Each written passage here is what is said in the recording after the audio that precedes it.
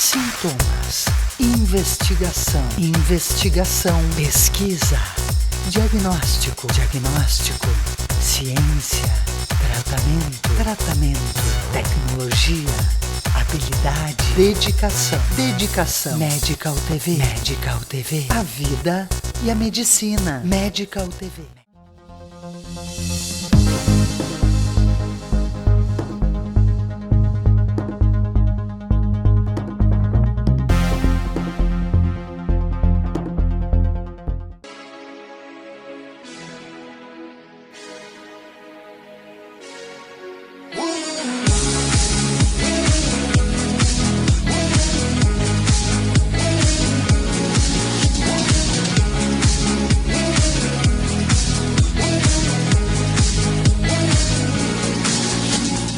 A gente pode classificar a surdez em leve, moderada, severa e profunda. E a diferença que faz para o paciente é que a surdez leve, quer dizer, mesmo a audição não sendo normal, ele ainda consegue ter uma qualidade de vida bem aceitável e razoável, sem não ter nenhum apoio ou com pouco apoio, com leitura orofacial.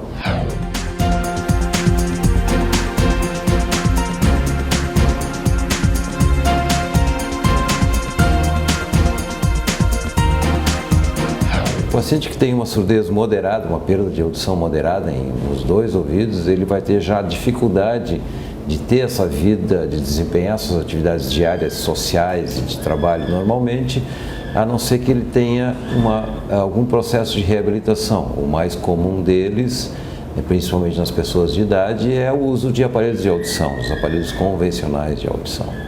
A perda auditiva que ela não tem tratamento medicamentoso é aquela perda auditiva que envolve as células do ouvido, ou seja, aquela perda que é decorrente de estresse, que a célula de ouvido lá de dentro do ouvido, ela teve um desgaste e por esse motivo ela não funciona mais da mesma forma como antes. Então, sozinho o ouvido, não existe uma medicação que eu consiga regenerar essas células, ainda não tem nenhuma descoberta. A gente sabe que existem sim pesquisas com células-tronco, várias pesquisas querendo prevenir isso.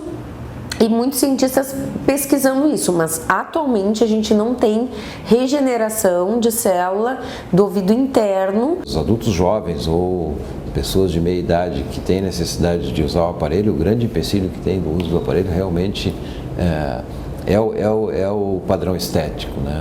Porque na medida que se coloca alguma coisa atrás da orelha, que não seja um fone de ouvido para ouvir o seu iPad, iPhone ou qualquer coisa semelhante, né?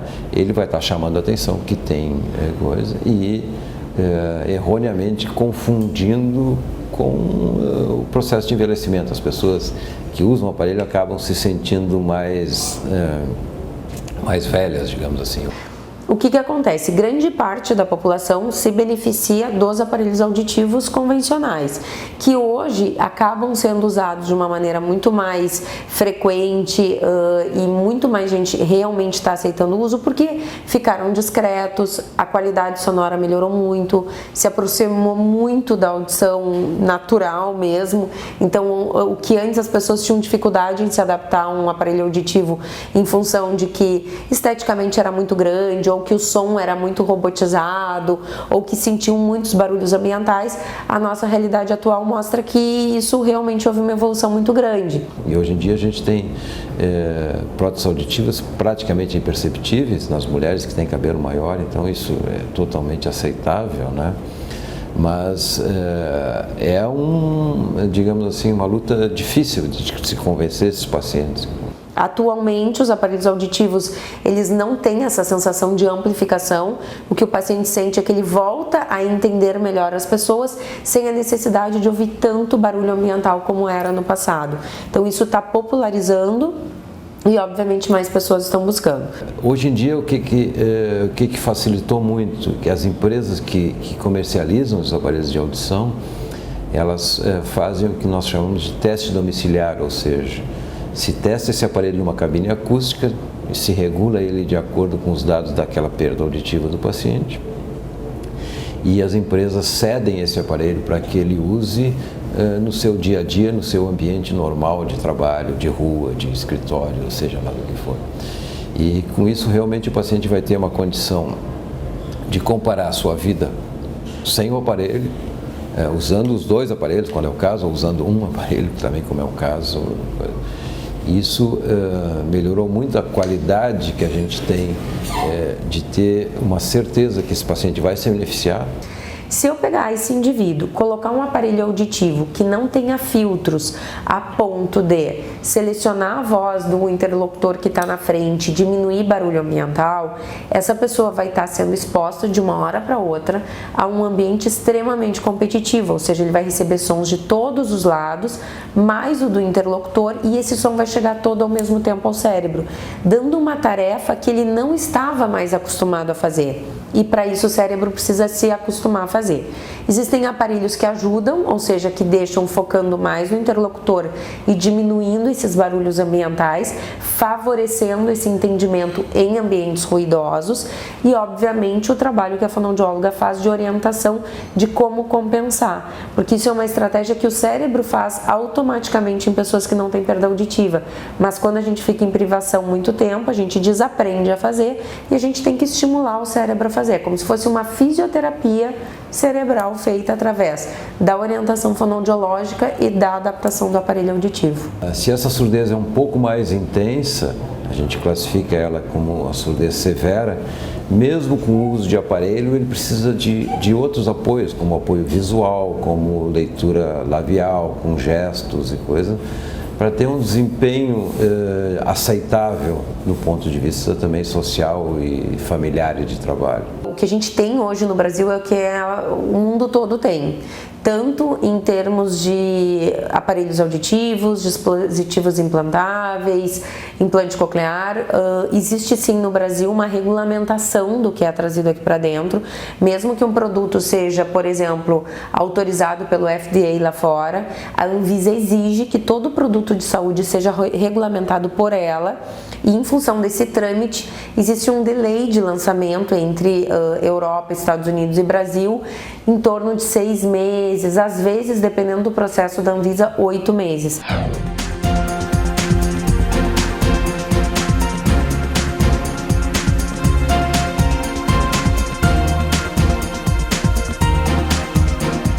E no Brasil, particularmente, a formação do fonoaudiólogo, ela é uma formação super ampla. Então aqui a faculdade de fonoaudiologia, ela trabalha tanto a parte auditiva quanto a parte de fala, de desenvolvimento de linguagem. Então, quando nós fazemos a nossa formação aqui, a gente aprende sobre desenvolvimento de linguagem, sobre diagnóstico auditivo e reabilitação auditiva. Então somos profissionais que saem com a formação completa. Fora do Brasil, isso é separado. Existem os terapeutas de fala e os audiologistas, e isso é totalmente dissociado. O que traz para os brasileiros uma certa vantagem, porque o mesmo profissional que tem a mesma formação consegue olhar os dois lados do processo todo da reabilitação auditiva. A coisa não é tão dissociada. Simplesmente usar um equipamento não é uma coisa que vai resolver. É uma combinação do uso do equipamento, seja prótese convencional ou implante coclear, com o processo de reabilitação. Então, o que acontece? Se eu estou diante de uma pessoa que está muito tempo sem ouvir, pensando num adulto, sei lá, 10 anos, foi perdendo a audição aos poucos e ficou sem ouvir. No momento que eu coloco um aparelho auditivo, não é um milagre. O cérebro não vai partir da noite para o dia e entender todos os sons como se fosse um milagre. Eu vou devolver sons para esse ouvido através do aparelho auditivo ou do dispositivo eletrônico que for usado. Esse som vai chegar no ouvido e ele vai mandar para o cérebro. Mas inicialmente o cérebro vai estranhar, porque durante muito tempo ele não teve usando isso, ele não sentia mais aqueles sons. E ele tem que voltar a identificá-los. Se é um adulto que perdeu a audição, ele tem que voltar a dar significado para aqueles sons que ele não tinha mais. É um processo que, quando bem acompanhado e orientado por um fonoaudiólogo, ele é rápido e tranquilo. Medical TV, a vida e a medicina. O Fátima Educação, através da Faculdade da Escola Profissional, forma pessoas na área de gestão e saúde. Estude administração, enfermagem, fonoaudiologia, nutrição, técnico em contabilidade, técnico em enfermagem ou técnico em radiologia. Fátima Educação, aprender dentro do ambiente de trabalho faz toda a diferença. A Comunicare é uma empresa voltada à reabilitação auditiva. São fonoaudiólogos atuando com excelência. Conheça nossa linha de aparelhos Siemens, discretos, imperceptíveis, à prova prova d'água que não necessitam troca de pilhas. Informe-se sobre o programa para o zumbido. Comunicare Aparelhos Auditivos. 10 anos cuidando da sua audição. A Clínica Médica Corso, com mais de 35 anos de experiência médica em tratamentos faciais e corporais, traz para você um arsenal tecnológico conectado com o que há de melhor no mundo em ambiente informatizado e moderno. Clínica Médica Corso. Agende uma avaliação. A Bela Farma Bem-Estar disponibiliza uma linha completa de aromatizadores, linha de banho, produtos naturais, suplementos alimentares, nutridermo cosméticos e roupas com filtros solares UVA e UVB. Os produtos Bela Farma são ideais para presentear. Bela Farma, tecnologia a serviço de sua saúde e beleza. Instituto De Vita, clínica especializada em tratamentos de oncologia e hematologia. Instituto De Vita, tudo pela vida. Fone 54 32 14 1700, Caxias do Sul. Medical TV, a vida e a medicina. E o surdo profundo é aquele que, mesmo com toda essa reabilitação auditiva, com o uso de aparelhos convencionais, ele não consegue ter um desempenho de linguagem satisfatório. Para esse surdo profundo, a gente tem como opção o implante coclear, que é uma cirurgia que substitui a parte do ouvido interno, que transforma energia sonora em energia elétrica. Então, é um tipo de equipamento que envia o estímulo elétrico diretamente para o cérebro, dá uma sensação auditiva para o paciente, e esse paciente, quando a cirurgia é bem indicada, tem um desempenho muito bom do ponto de vista de reabilitação, principalmente de desenvolvimento e de comunicação oral. Os casos que não se beneficiam com amplificação sonora individual, que é o aparelho auditivo, ou que tem outras alterações, os otorrinolaringologistas vão avaliar e vão ver se é caso de prótese implantáveis ou implante coclear, que o implante coclear ele é indicado para pessoas que não têm benefício com o aparelho auditivo e dá realmente um resultado muito bom também nos pacientes. Então hoje, olhar uma pessoa com perda auditiva sem nenhuma estimulação é quase que uma decisão individual e não uma decisão de que não há o que fazer. As crianças até 20 ou 25 anos atrás que nasciam surdas, e a gente tem um número expressivo dessas crianças, raramente conseguiam desenvolver a linguagem. Quando conseguiram, era muito custo, muito trabalho, muito sacrifício, tanto dela quanto da família. Esse sacrifício continua tendo, mas hoje os resultados que nós temos na reabilitação desses pacientes, ou seja, fazer com que eles tenham a comunicação oral, que eles desempenhem seu trabalho na sociedade de maneira produtiva, são muito mais viáveis com o advento do implante coclear. Hoje, felizmente, é lei no Brasil o teste da orelhinha, tá? Todos os hospitais e o SUS, inclusive, faz o teste da orelhinha após o nascimento. Os hospitais públicos têm esse exame e isso mudou muito o panorama da reabilitação de crianças que nascem surdas.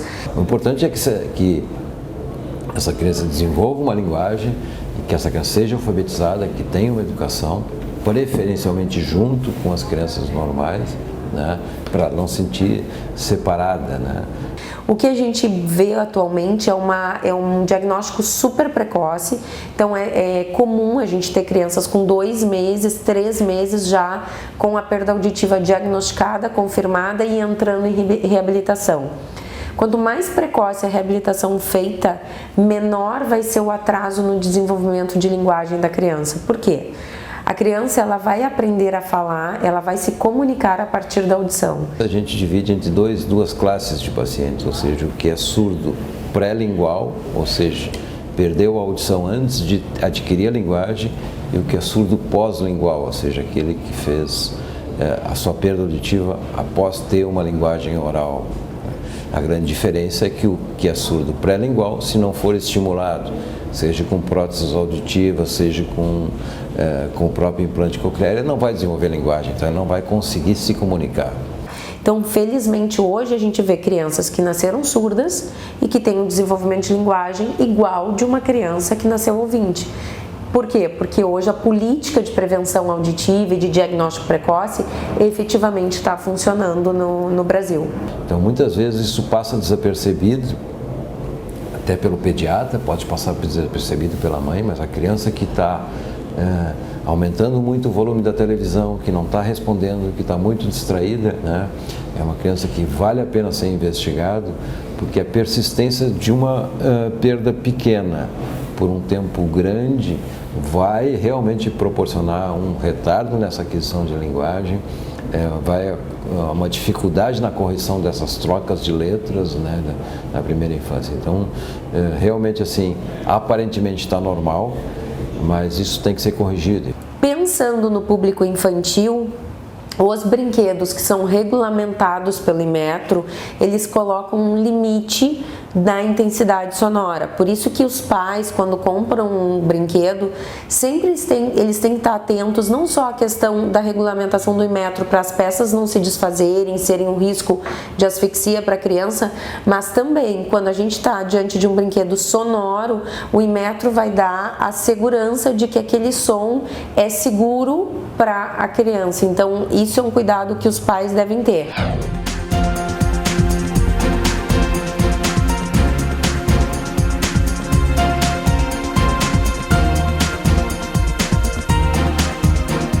Se a gente for pensar que essas crianças já estão expostas a sons elevados desde a sua primeira infância e depois em todo o seu desenvolvimento, a gente acredita que essa população sim, cada vez mais vai ter perdas auditivas mais precoces.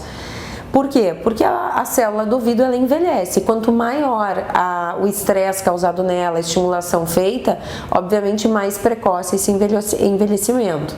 A perda e a diminuição da audição faz parte do envelhecimento, e na medida que a gente tem um aumento da nossa perspectiva de vida, certamente o número de pacientes vai aumentar muito nisso aí, né?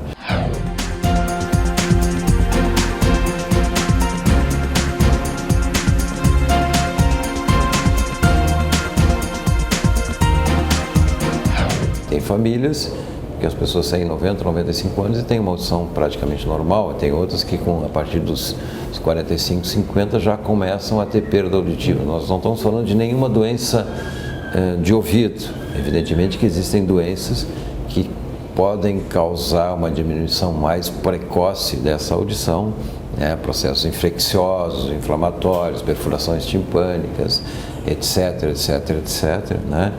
Que levam à perda auditiva mais precoce, né? Pensando em termos de prevenção e de acometimento de perda auditiva, o que a gente mais presencia hoje são perdas auditivas cada vez mais precoces. Inclusive, nesse ano de 2014, nós fizemos uma pesquisa entre os nossos pacientes atendidos e a idade média dos pacientes que vêm procurando reabilitação auditiva caiu drasticamente. Até o ano de 2013, grande parte, 70% dos nossos pacientes eram acima de 70 anos.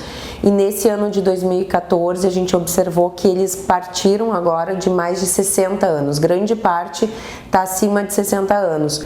Quando está num restaurante, etc, etc, e a pessoa notar que começa a pedir para repetir muito e às vezes os familiares ou os amigos acabam denunciando essa situação, né? É sinal que provavelmente ele já tem algum nível de deficiência, muitas vezes não tratável ainda, de uma maneira mais leve, porque essas perdas normalmente acontecem mais para os sons agudos do que para os sons graves. Então a pessoa, ela escuta, mas como ela perde uma parte do som, ela só escuta o agudo e não escuta o grave, ela tem dificuldade de entender. Se o ambiente está favorável, está quieto, não tem barulho de fundo e coisa, ela pegando 50%, ela conclui o resto. É que a audição ela é responsável pela comunicação. Se eu não ouço, eu não consigo me comunicar. Então, a decisão por não ouvir é saber que eu vou estar me isolando mais do convívio social do que uma pessoa que tem capacidade de escuta normal, por exemplo. Principalmente as pessoas de idade, que estão inibidas de ter um relacionamento satisfatório pela sua perda de audição, vão entrar em depressão. Isso tem que ser levado ao médico e tem que realmente ser tratado, na maioria das vezes, com o aparelho de audição. Toda perda auditiva que é decorrente de alguma alteração clínica, alguma doença, ela tende a ter tratamento, é uma perda transitória. Então, assim, se eu tenho um problema de otite secretora ou otite recorrente, eu vou buscar um otorrinolaringologista, ele vai fazer o tratamento, provavelmente a minha audição vai voltar ao normal depois. Muitas vezes se encontra um tampão de cera, por exemplo, que dá uma perda de 20% ou 30% de audição, remove o tampão, o paciente melhora. Né? Às vezes é depois de uma viagem de avião que juntou catarro no ouvido, que não conseguiu compensar a pressão. Então hoje a realidade que a gente vê em termos de perda auditiva são pessoas cada vez mais jovens, com perdas auditivas significativas, ou seja, que têm impacto social em suas vidas e consequentemente eles precisam buscar a reabilitação auditiva mais precocemente. Se sabe muito bem que a exposição a um determinado ruído e a um determinado volume por um determinado tempo vai causar uma perda auditiva em um determinado número de pessoas, mais no outro, depende muito também da sensibilidade individual. Mas os programas de prevenção auditiva, né, principalmente adotados por indústrias que têm um ruído importante, realmente hoje estão funcionando. O que a gente sabe é que hoje as empresas como um todo, onde tem muito barulho ambiental, elas estão muito preocupadas com isso e tem todo um programa de preservação auditiva dentro das empresas. Agora, no ambiente geral, ainda é muito variável, depende de ações individuais. Então, basicamente, prevenir surdez, tratar as doenças de ouvido, principalmente as doenças infecciosas, a criança que tem catarro na infância no ouvido, colocar os tubinhos de ventilação, etc., né? Tratar os problemas infecciosos, evitar exposições a ruídos muito altos por tempo prolongado e ter algum cuidado, isso é mais a própria parte médica que faz, em relação a alguns medicamentos que tem uma ação de diminuição da acuidade auditiva. Medical TV, a vida e a medicina. A Comunicare é uma empresa voltada à reabilitação auditiva. São fonoaudiólogos atuando com excelência. Conheça nossa linha de aparelhos Siemens, discretos, imperceptíveis, à prova d'água, que não necessitam troca de pilhas. Informe-se sobre o programa para o zumbido. Comunicare Aparelhos Auditivos. 10 anos cuidando da sua audição. O fator masculino pode ser responsável pela dificuldade do casal em engravidar. Espermogramas, reversão de vasectomia, ICSI. Papai. Te amo, papai. E o papai feliz da vida. Conception. O que a gente faz tem a sua cara.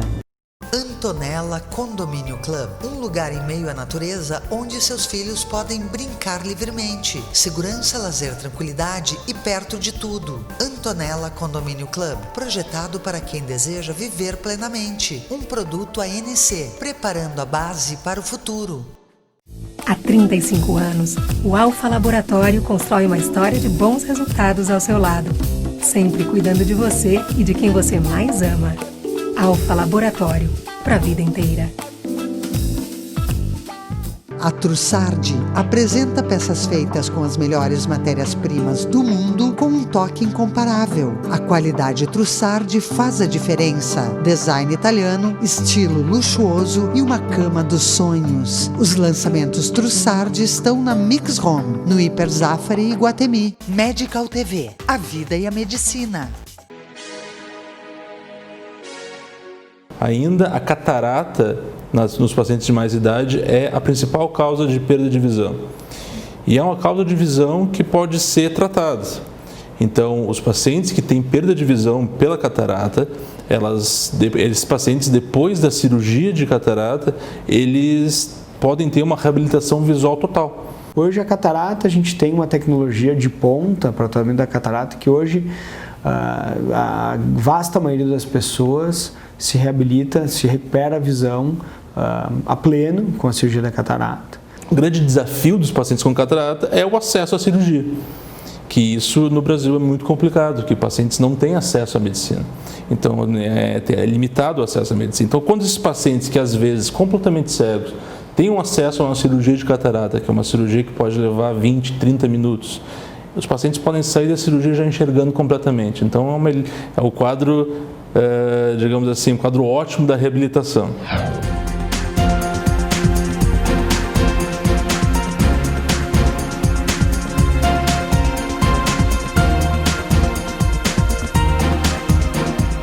Tem colírios que são vendidos até sem receita que podem gerar glaucoma e catarata.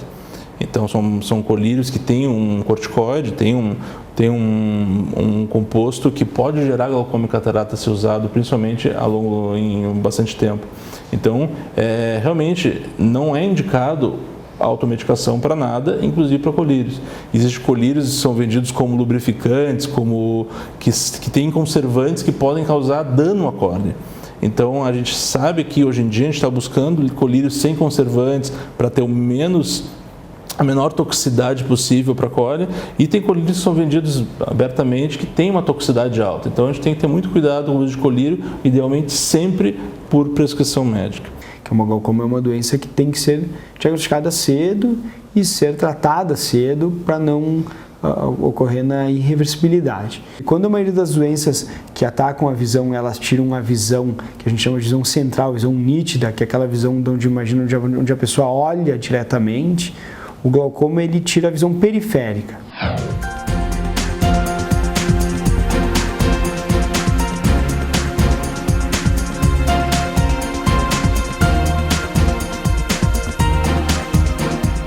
A pessoa com glaucoma vai perdendo essa visão dos lados e ela até consegue ler uma placa de trânsito muito longe, mas ela vai dar 2 passos, ela tropeça em alguma coisa, cai, se machuca, vai atravessar a rua, tem problemas de olhar para os lados, vai dirigir carros, começa a não enxergar ao redor, então começa a ter restrições. Então hoje, como uma paciente com glaucoma avançado, ele costuma ter uma visão que a gente chama de visão tubular. Ele enxerga estritamente onde ele olha e ao redor ele não enxerga nada.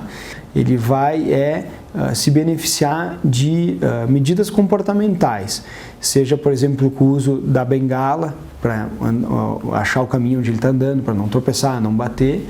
E é feito com esse paciente um trabalho realmente comportamental, de, por exemplo, ele entra num ambiente que ele tem que caminhar, primeiro ele para, ele olha em todas as posições onde estão os objetos, onde estão as coisas que ele pode tropeçar, onde estão as coisas aéreas que ele possa se bater, e aí ele acha o caminho, ele vai meio que como se fosse escaneando o lugar onde ele está. O glaucoma, é importante a gente fazer a prevenção, porque é uma doença silenciosa. Então o glaucoma, o principal fator de risco para o glaucoma é o aumento da pressão intraocular, e isso só é percebido no exame oftalmológico.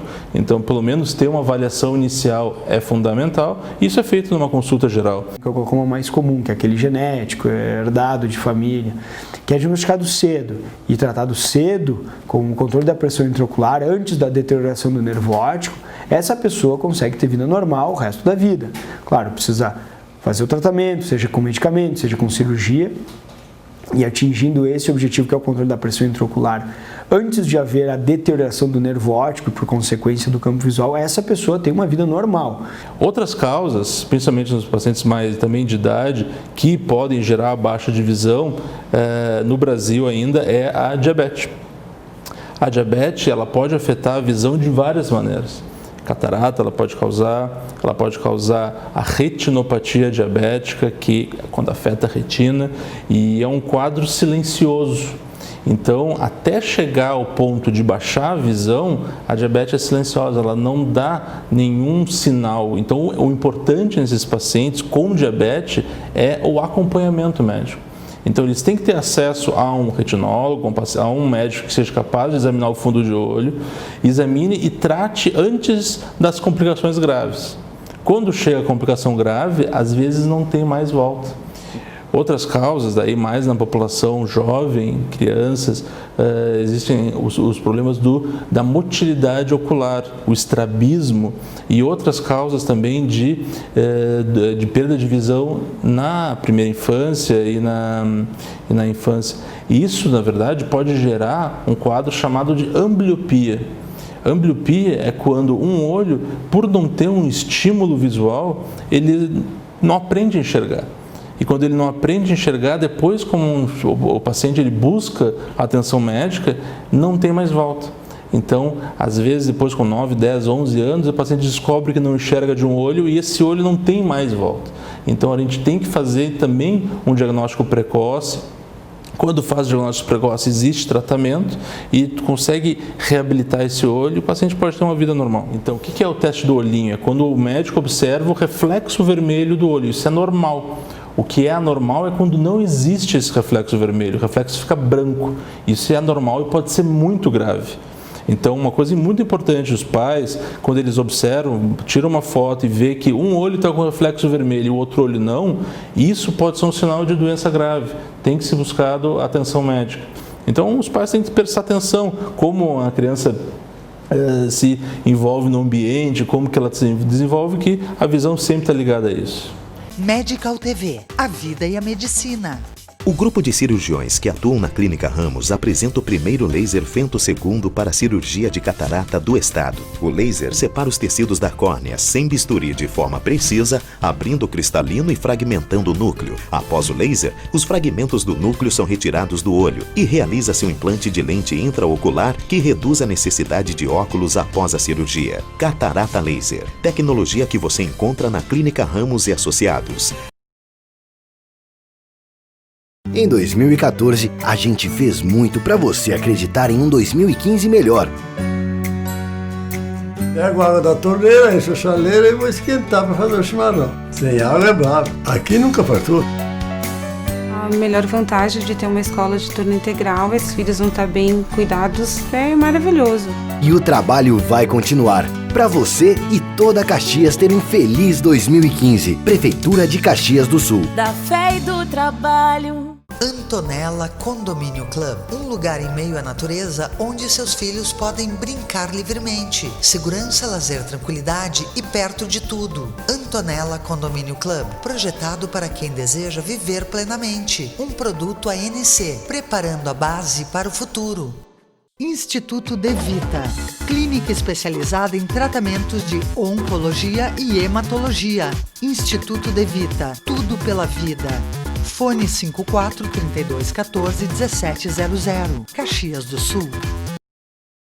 A Bela Farma, há 30 anos, oferece novidades em fórmulas manipuladas, diferenciadas em doses e quantidades, com investimentos constantes em processos e treinamento, atinge um nível diferenciado de qualidade. Bela Farma, tecnologia a serviço de sua saúde e beleza.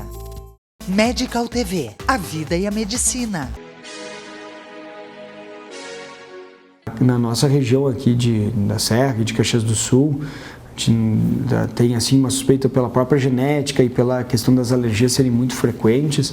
Na nossa região o pessoal coça muito os olhos e a gente tem um índice muito grande de uma doença de córnea que chama ceratocone, que responde por 80% das nossas indicações de transplantes de córnea. Que a córnea é essa primeira membrana, vamos dizer, é a principal lente do olho. No ceratocone ela se deforma e a visão da pessoa fica deformada também. Em relação ao transplante de córneas, nós tivemos uma mudança radical nos últimos 3 anos. Antigamente, existia lista de espera, pessoas cegas que não conseguiam córneas. E aquilo a gente achava um absurdo, porque tantas pessoas faleciam. Como é que não se conseguia? Era a organização que não estava perfeita. Hoje, aqui no Hospital de Clínicas, tem um grupo de transplante de córnea que acabou com a fila. Não tem mais fila. Se você precisar de uma córnea, garanto que em 2 meses você está transplantado. Acabou a fila, porque transplantaram todos. Então, as equipes de busca também de órgãos estão muito ativas. E o Estado tem uma coordenadoria de transplante, um escritório de procura de órgãos, que inicialmente começou aqui no nosso serviço de imunologia e depois foi oferecido ao Estado. O transplante de córnea, hoje a gente tem visto que aqui a gente consegue reabilitar, pega uma pessoa que era considerada inválida, aposentada, jovem, com 18, 20, 25 anos, trazer ela de volta para o estudo, de volta para o mercado de trabalho com uma capacidade visual normal. Nos países desenvolvidos, a gente tem, acima dos 60 anos, uma doença chamada degeneração macular relacionada à idade. É uma degeneração da mácula, ou seja, do centro da visão, que causa uma perda grave de visão nos pacientes mais idosos. Ela não consegue ver detalhes, porque a mácula, que é a região da visão nossa que vê detalhes, está degenerada em pequeno grau ou em um grau grande. Conforme a extensão da doença, pior. Então essa pessoa vai caminhar facilmente, vai atravessar a rua facilmente, vai andar, vai muitas vezes até conseguir dirigir carro, Mas, para ler um jornal, ler uma revista, fazer um trabalho manual, vai ter dificuldade. E existem duas formas, uma forma que se chama seca, uma forma que é úmida ou exudativa. A forma seca, a gente tem um tratamento com vitaminas, a gente faz uma reposição vitamínica. A forma, hoje em dia, que é a forma exudativa, a forma úmida, a gente tem um tratamento muito eficaz, que são medicações que a gente injeta dentro do olho, que são capazes de fazer uma reabilitação, capazes de regredir a doença a ponto de a visão ficar praticamente normal. E, de novo, é importante o diagnóstico precoce. A visão subnormal é uma especialidade dentro da oftalmologia que busca a reabilitação visual depois que todas as opções terapêuticas foram esgotadas. No sentido que não há medicações, não há cirurgia, não há óculos normal de consultório para sugerir para o paciente. Ela busca aproveitar a visão residual que existe no paciente. E hoje, com a tecnologia que a gente tem de computadores, de smartphones, de tablets, ajudou muito essas pessoas, principalmente a questão dos tablets. Hoje a gente tem muito fácil manusear ele, então tu pode pegar um texto que ele é pequeno e simplesmente dando um zoom na tela. Essas telas dos tablets têm uma resolução muito boa, a pessoa consegue transformar aqui uma letra pequena, que seria J1, J6, J7, J8 e ler tranquilamente.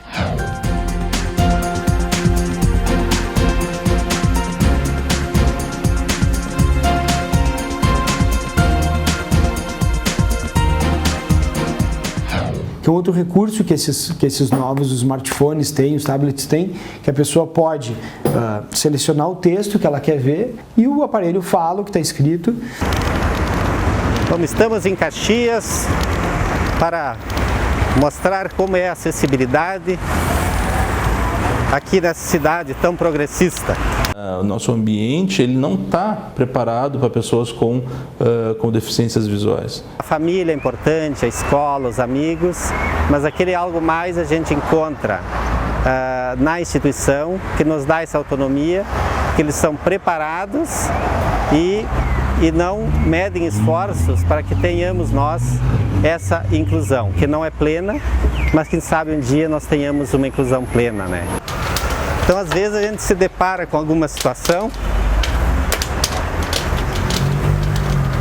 inesperada, né? Mas isso faz parte. Pra aí, muito obrigado. Agora eu vou atravessar, ouvir o sinal, o som do ônibus. A população nos auxilia muito. A gente vai mais pela beirada para ter mais a localização. Agora estamos na Avenida Júlio de Castilhos, a avenida principal, cheio de obstáculos, vendedores ambulantes. É um desafio, mas vamos levando. O cidadão de Caxias, do Brasil, enfim, tem que ter consciência de que as pessoas com deficiência, antes vem a pessoa e depois a deficiência. Eu acho que tem uma evolução muito lenta ainda, é um processo muito longo, até porque é uma causa grande e as causas grandes demoram mais, né? Mas é um processo e quem sabe um dia sejamos, como Londres, como Tóquio, um exemplo de acessibilidade. Até porque a acessibilidade, para que ela seja plena, a gente tem que se locomover, sair de casa, ir a todos os locais sem ajuda de ninguém. Caminhar na rua, essas coisas todas, as pessoas que têm baixa visão, elas têm essas armadilhas aí do dia a dia. Por exemplo, o que a gente vê hoje que já tem em alguns lugares que poderiam ter mais, são as calçadas com aquela marcação que tem uma guia para a pessoa aí, que tem é como se fosse um padrão de umas listas que a pessoa pode tanto com o tato, com a pisada ou com a bengala e traçando, e onde tem áreas de entroncamento ou de desvio ou de pare, ela muda o padrão. Ó, chegamos do piso tátil aqui. Imagina se todas as calçadas tivesse o piso tátil assim, que maravilha, ó. Sim. Ó, aqui tem o piso alerta, aqui o piso guia, que é importante. Aqui terminou, vou achar o piso alerta aqui. Vou achar. Ó, aí ele vai me direcionar no local certo aqui, ó. Então isso é acessibilidade, né? Existem sinaleiras que no momento que fecha o sinal para os carros e abre para os pedestres, existe um sinal de som e fica tocando esse sinal de som e os pacientes, as pessoas com deficiência visual caminham e atravessam a rua normalmente. Agora eu vou ter que ir até a esquina para me localizar e vou dobrar à esquerda. Em Caxias do Sul, por enquanto, até onde eu sei, só existem 2 semáforos sonoros. Estão chegando, vamos ver se eu acho o sinal sonoro. Esse sinal sonoro. Vamos aguardar agora. Ó, agora acionou o sinal sonoro. Não vê ninguém. Vamos ver se achamos o outro lado da rua. Para nós aqui, se não tivesse, era impossível, né?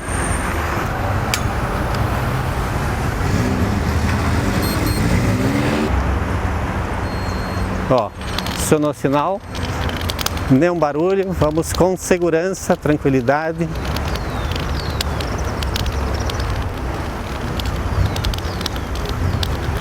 Eu sinto que os pacientes de mais idade, no momento que eles têm uma deficiência visual, eles se fecham em si, talvez eles não tenham a mesma desenvoltura de um paciente jovem que, apesar de não enxergar, ele busca ter uma vida próxima do normal e busca a felicidade do mesmo jeito. Então, realmente, existe essa diferença bem evidente nas idades. Se nós tivéssemos acessibilidade, a nossa independência seria, acredito, absoluta, né? Porque tem os meios, a informática está muito evoluída nesse sentido, tem os programas de computador, de celular, o software que falam e permite que nós façamos todos os trabalhos quase como se enxergássemos, né? A dificuldade, ó, a invasão aqui, ó, isso aqui dá 3 metros de invasão e sobra 2 metros. Portanto, a invasão é maior do que o permitido. Aqui tem o tapume. Esses dias eu passei aqui, me cortei aqui assim, ó. Isso aqui, ó. Aqui eu conheço. Venho todos os meses aqui. Então a gente acaba pegando uma prática, mas não tem acessibilidade. Aqui. Ninguém auxilia a gente, vamos ver se achamos a porta. Achei a porta, vamos entrar. Nós temos que ser protagonistas dessa situação e sensibilizar a sociedade e também o poder público para que tenhamos dias melhores. Então, já existe visão artificial aprovada, comercial nos Estados Unidos e na Europa, só que é um sistema de baixa resolução. O paciente que é completamente cego, ele já começa a enxergar um pouco, consegue deambular, caminhar, ver uma porta. Então, mas o que a gente tentou desenvolver lá e que a gente está tentando é um sistema de alta resolução para realmente tentar recuperar a visão do paciente a ponto de ler, a ponto de ver uma TV. O chip de retina ele é um chip de células fotossensíveis, similares a uma câmera digital, que a gente coloca, na verdade, no fundo do olho. A gente faz uma cirurgia, coloca no fundo do olho, então, na verdade, ele substitui, digamos assim, a retina danificada. E isso é um projeto bem interessante, vai acontecer, isso é uma questão de tempo.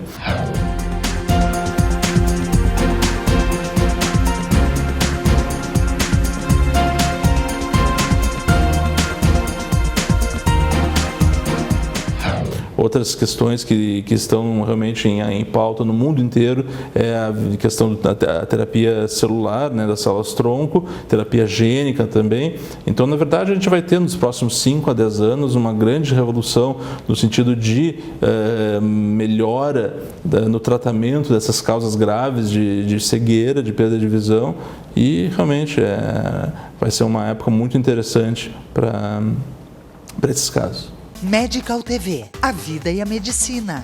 A nossa história em reprodução humana é norteada pela ética, dedicação e centenas de estudos publicados e reconhecidos pela comunidade médica mundial, reversões de vasectomia, criopreservações e taxas de gravidez dentro da média de sucesso das melhores clínicas do mundo. Conception Centro de Reprodução Humana. O que a gente faz tem a sua cara.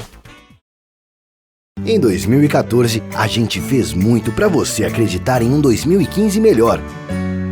Benefício para mim que o asfalto está trazendo para escoar a minha produção, eu ganho em tempo no transporte, ganho em qualidade. É um sonho nosso adquirir a nossa casa, uma água, luz, esgoto, uma grande satisfação. E o trabalho vai continuar. Para você e toda Caxias ter um feliz 2015. Prefeitura de Caxias do Sul. Da fé e do trabalho. Dicas para dormir bem. Faça exercícios moderados. Não coma alimentos pesados, álcool, cafeína à noite. Arrume uma cama confortável. Deixe o quarto escuro. Desligue a TV, rádio e celular. Não pense em resolver problemas. Nessa hora, você não pode resolver nada. Imagine-se numa praia. Pense na água, no vento e relaxe.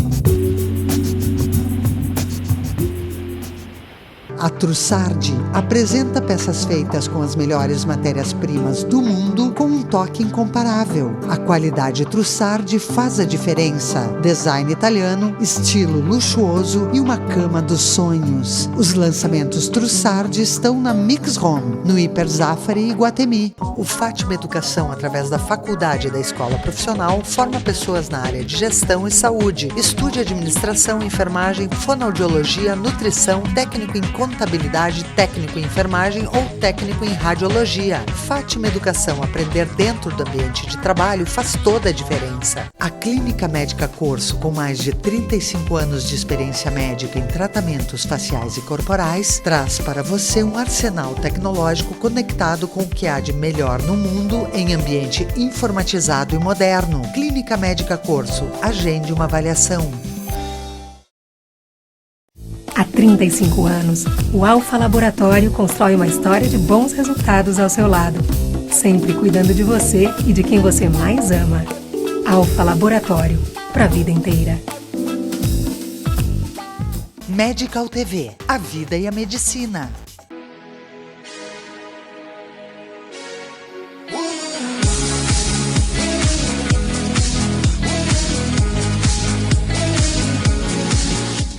A investigação de paternidade pelo DNA é realizada por nós há cerca de 20 anos.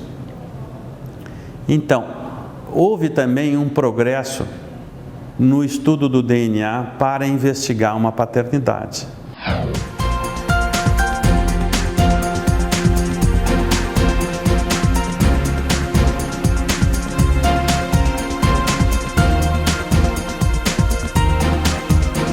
Imagina que antigamente nós usávamos 4 tubos de sangue para fazer um teste de DNA.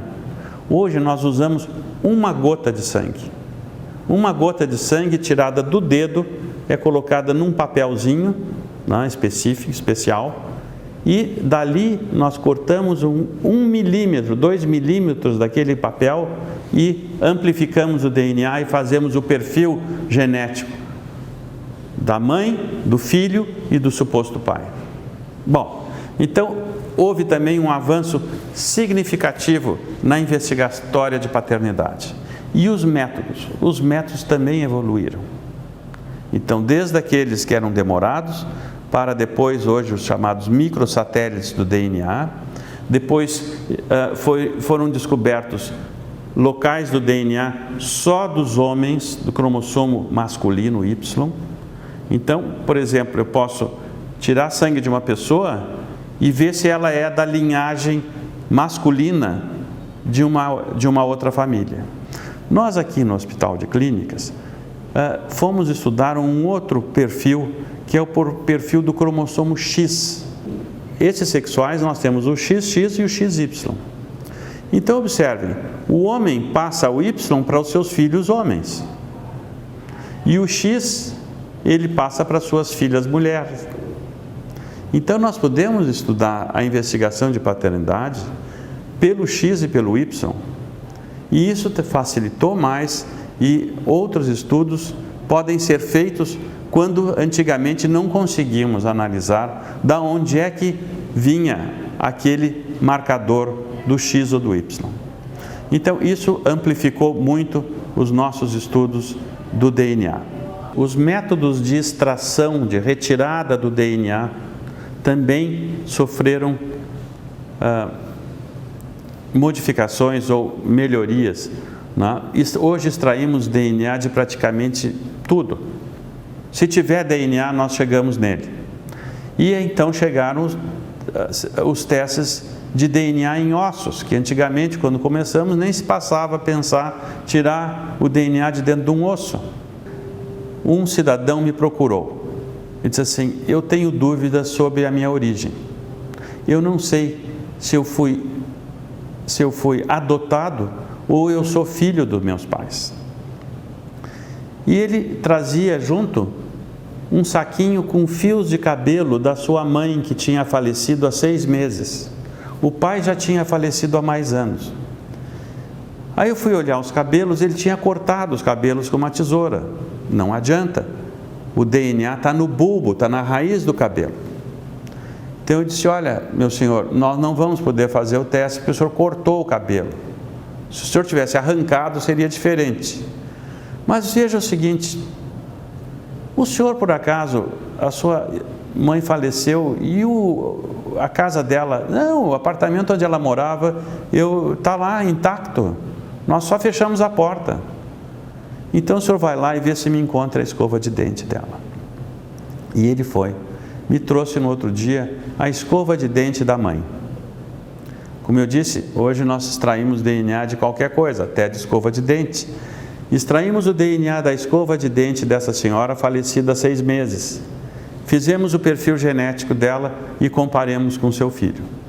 Ele não era filho. Ele estava certo. Fomos contratados por uma família que existia um falecido, há 6 meses tinha falecido uma pessoa que tinha feito um teste de DNA anteriormente e que tinha mostrado que ele tinha uma filha legítima, porque ele não tinha filhos. Eram 2 irmãos sem filhos. Então existia uma herdeira e tinha um processo na justiça com um teste de DNA mostrando que ele era o pai dessa moça. Eles queriam que eu examinasse esse exame, esse teste. Examinei o laudo e vi que tinham várias coisas erradas, não? Então eu disse para eles: vocês me tragam escovas de dente. Se ele faleceu em maio de 2014, e ele era uma pessoa que tinha fazendas, diversas propriedades rurais, vão nas fazendas e me tragam a escova de dente deles. E trouxeram diversas escovas de dente, extraímos o DNA, constituímos o perfil genético desse senhor e comparamos com o resultado do exame. E estava diferente. Aí ligamos para o laboratório que fez, que é um laboratório muito bom, e identificamos que tinha havido fraude. O exame era exclusão de paternidade e alguém fraudou e de exclusão passou a ser o pai, inclusão.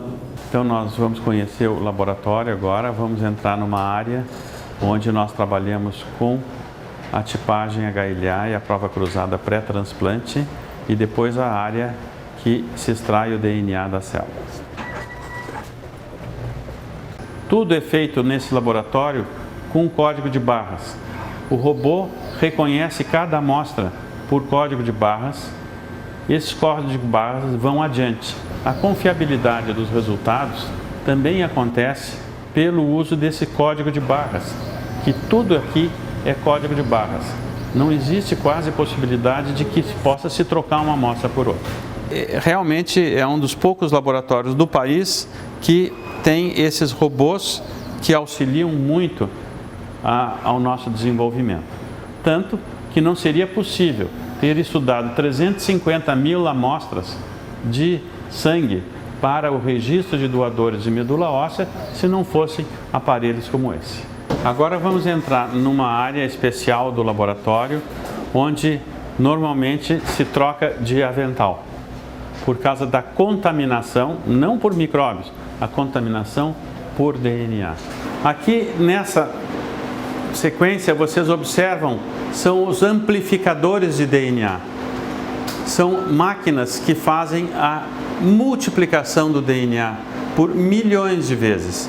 Então, quando se detecta um pedacinho do DNA que se quer analisar, a máquina multiplica por vários milhões. Então, nós temos uma quantidade suficiente para que se possa fazer um diagnóstico. Lembro da escova de dente. Bom, aqui é a parte de análise. Análise do DNA, do HLA. Então, nessa sala aqui nós temos os analisadores de DNA. Está aqui a doutora Gisele analisando um caso de investigação de paternidade. Então, o serviço de imunologia, como vocês viram, é um grande laboratório. Nós temos mais de 30 biólogos, bioquímicos, biomédicos e médicos trabalhando. Mas a nossa preocupação não é só com os transplantes, não é só com a investigação de paternidade. Nós ficamos referência para quase nacional. Recebemos o que é complicado, nós fazemos. O que não é, é feito por os outros. Mais ou menos é isso. Uma das novidades que o Hospital de Clínicas em breve iniciará em relação aos transplantes é o transplante de rim e pâncreas. Um médico jovem que veio dos Estados Unidos com uma experiência considerável, um cirurgião de transplantes, é que vai coordenar esse transplante de rim e pâncreas. O pâncreas é o órgão que adoece na diabetes, né? E secundariamente o rim sofre também. Então, certos pacientes com diabetes já têm os seus rins também deteriorados e precisa transplantar não só o rim, mas o pâncreas associado. Então, a pessoa cura da diabetes e recebe um rim novo. Então, em muito breve, o Hospital de Clínicas vai ter uma equipe para o transplante de rim e pâncreas.